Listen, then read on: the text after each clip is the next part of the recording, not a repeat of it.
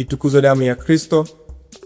Karibu mpendwa mtazamaji wa Mwangaza Digital, nawe msikilizaji wa Mwangaza FM, tusikilize tafakari ya ujumbe Mtakatifu Gaspari, ikiwa leo tarehe 12 ya mwezi wa 4. Ningependa upendo uwe malkia wa moyo wangu milele. Ningependa upendo uwe malkia wa moyo wangu milele. Ndugu wapendwa, katika maisha ya kila siku tunakutana na majeraha mengi ya moyo. Watu wengi wanatembea wakitabasamu kwa nje, lakini ndani wanabeba maumivu makubwa sana. Aidha, majeraha ya kukataliwa, maneno mabaya walioambiwa, migogoro ya familia, au hata huzuni ya kupoteza mtu wa karibu au mpendwa. Mara nyingi tunajiuliza, ni nini kinaweza kuponya moyo wa mwanadamu?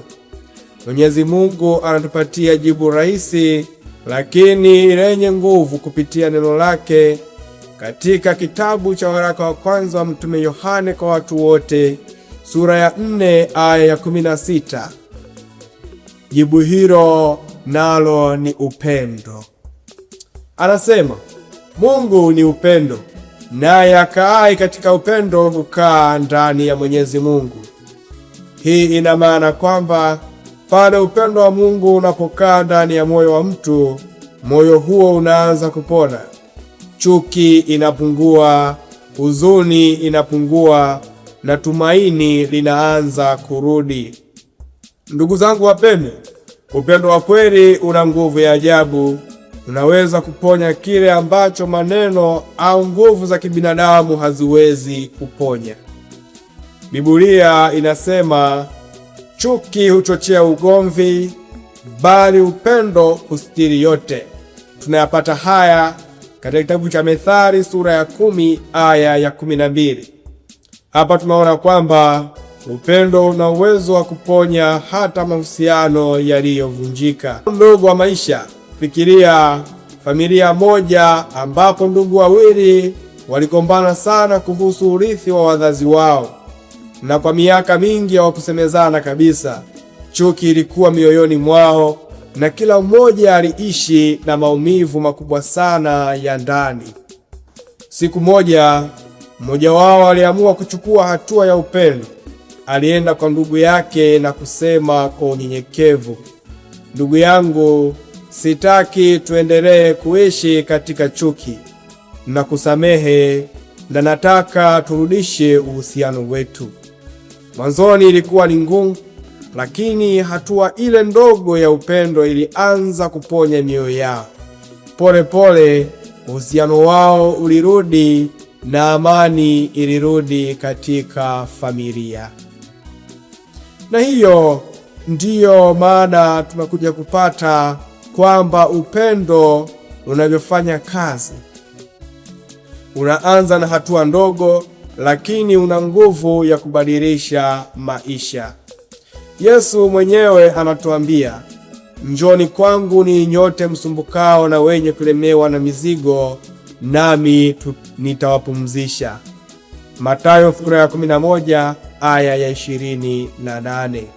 Ndugu zangu, Yesu anajua mizigo ya mioyo yetu: huzuni, hofu, woga, majeraha ya zamani, na ndiyo maana anatuita kwake ili tupate pumziko na uponyaji. Lakini pia ndugu zangu, Bwana wetu Yesu Kristo anatualika sisi kuwa vyombo vya upendo wake kwa wengine. Mtume Petro katika waraka wake wa kwanza kwa watu wote sura ya 4 aya ya 8 anasema, zaidi ya yote iweni na juhudi katika kupendana sana, kwa maana upendo hustiri wingi wa dhambi. Ndugu msikilizaji na mtazamaji, dunia ya leo ina kiu kubwa sana ya upendo.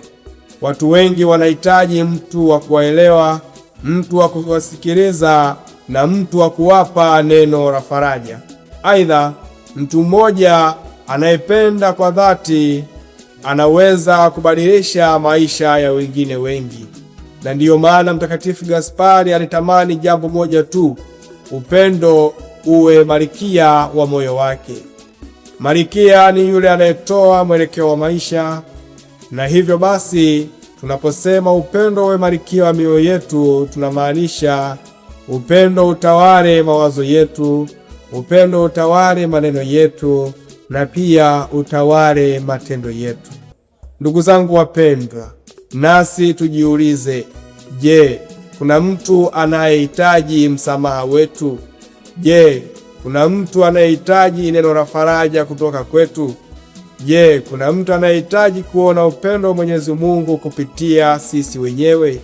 Mara nyingi tendo moja dogo la upendo linaweza kuponya jeraha kubwa sana la moyo. Tumuombe Mwenyezi Mungu leo atupe moyo wa upendo.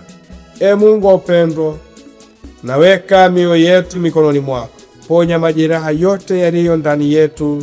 Ondoa chuki, wivu na huzuni katika mioyo yetu. Fanya upendo wako uwe malkia wa mioyo yetu milele, ili tuwe vyombo vya uponyaji, upatanisho na amani kwa watu wote tunaokutana nao. Itukuzwe damu ya Kristo. Niliyekuletea tafakari hii ni mimi Frateri Alfred Cyprian Mahwela, frateri wa shirika la wamisionari wa damu azizi ya Yesu.